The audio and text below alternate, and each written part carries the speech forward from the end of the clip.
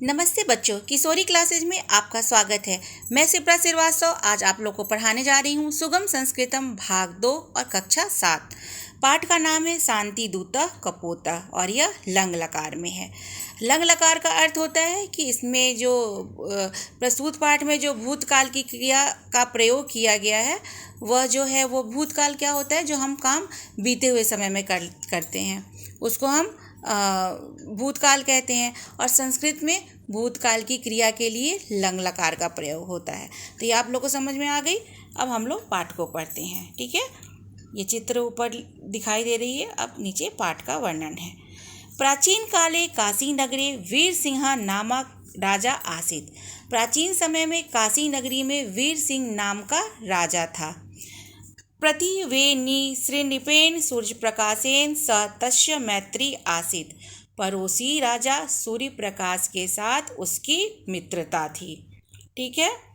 15 वर्षानि अभवन तयो देशयो कोपि मतभेदम न अभवत। मतलब 15 वर्षों तक दोनों में किसी भी प्रकार की कोई मतभेद नहीं हुई थी। अथ कदाचित वीर सिंह सूर्य प्रकाशाय अकुपयत। मतलब तब कभी वीर सिंह सूर्य प्रकाश पर क्रोधित हो गया। फिर आगे क्या हुआ?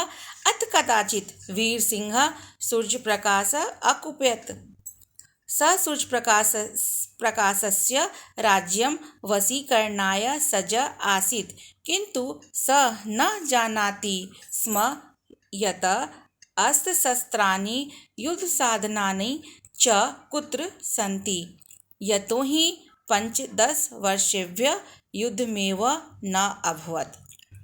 मतलब कि तब कभी वीर सिंह सूर्य प्रकाश पर क्रोधित हो गया। वह सूर्य प्रकाश के राज्य को अपने अधीन करने के लिए तैयार था, किंतु वह नहीं जानता था कि उसके अस्त्र और शस्त्र युद्ध करने के साधन कहाँ हैं, क्योंकि 15 सालों तक उसने कोई युद्ध नहीं किया था। ठीक है, इतना आप लोग का क्लियर है। अब अगला पैराग्राफ।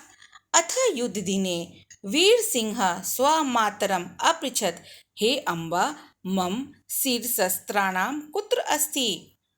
अब युद्ध के दिन वीर सिंह ने अपनी माता से पूछा, हे माँ, मेरे सिर का टोपी कहाँ है। ठीक है। माता आयुध धागारम प्रति गच्छति, किंतु रिक्तहस्ता प्रत्यागच्छति। माँ युद्ध के शास्त्रागार में जाती हैं। शास्त्रागार का अर्थ होता है जहाँ पर युद्ध के लिए अस्त्र शस्त्र रखे जाते हैं, किंतु खाली हाथ वापस लौटकर आती हैं। क्यों खाली हाथ वापस लौटकर आती हैं?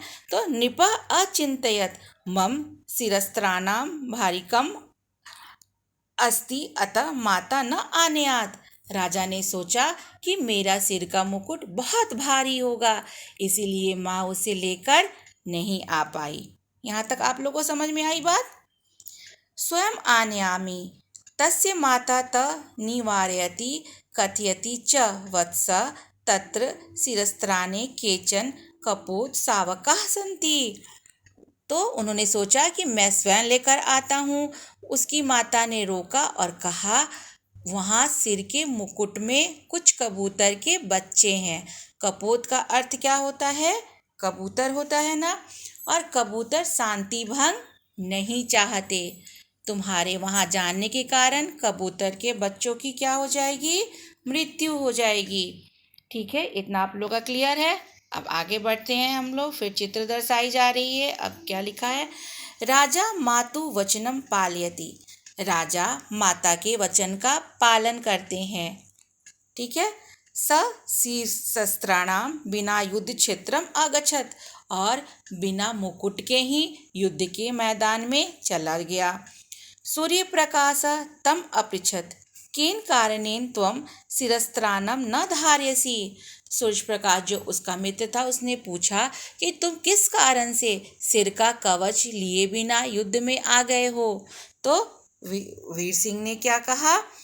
वीर सिंह सर्ववृत्तांतम अकथयत, तदा स आश्चर्यचकित अभवन अवदत् च, अहो तौ माता धन्या या कपोत सावकानाम अपि नास्यम न वाच्छति। तो वह आश्चर्यचकित हो गया और बोला, ओहो, तुम्हारी माता धन्य है जो कबूतर के बच्चे को भी नष्ट होने देना नहीं चाहती हैं। युद्धे तु असंख्यानाम सैनिकानाम वधम भविष्यति। जब युद्ध होगा तो क्या होगा? अनेक सैनिकों की मृत्यु होगी। आवमापि किम असंख्यानां सैनिकानां वधम भविष्यति किमिदम् उचितम् आवमापि शांति रक्षाव। अधुना कपोतः शांतिदूतः अस्ति तस्मात् दिवसात् कपोतः शांतिदूतः अभवत्। मतलब युद्ध में तो अनेक सैनिकों की मृत्यु होगी, तो क्या यह उचित है? हम दोनों को भी शांति की रक्षा करनी चाहिए। हम दोनों भी शांति की रक्षा करेंगे। आज से कबूतर शांति दूत हैं। कबूतर को शांति दूत कहा जाता है ना, उसी दिन से कबूतर शांति दूत हो गए। धन्यवाद बच्चों।